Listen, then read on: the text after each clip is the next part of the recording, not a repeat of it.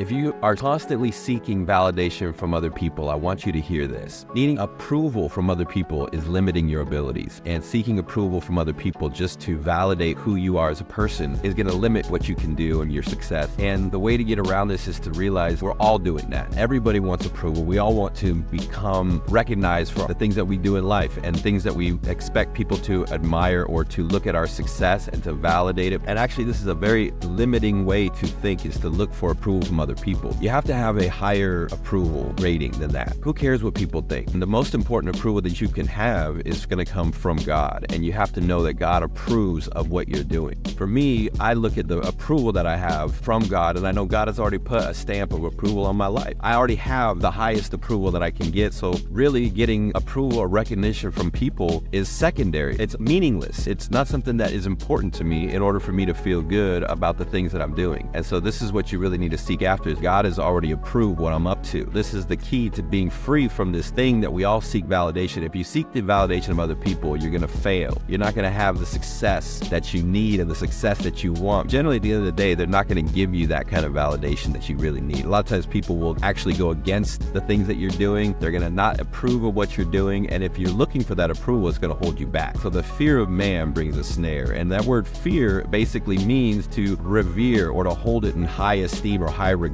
And so when you put people up on this pedestal, and when you put people up there where you're looking to receive recognition or something from them, this is a snare. Being free from this and being able to be vocal and to be taking risk or doing things that just challenge even yourself to go further, you got to do it without looking for people to put a stamp of approval on it. Realize that you've already got the highest approval. I've got a 5-star rating from God. I don't need someone's approval. And this is how you can escape that fear. We all have that same need for approval. The fear of man brings a snare, so you got to find a way to be free from that, which is to realize you have the highest approval if you are seeking approval not from man but from God.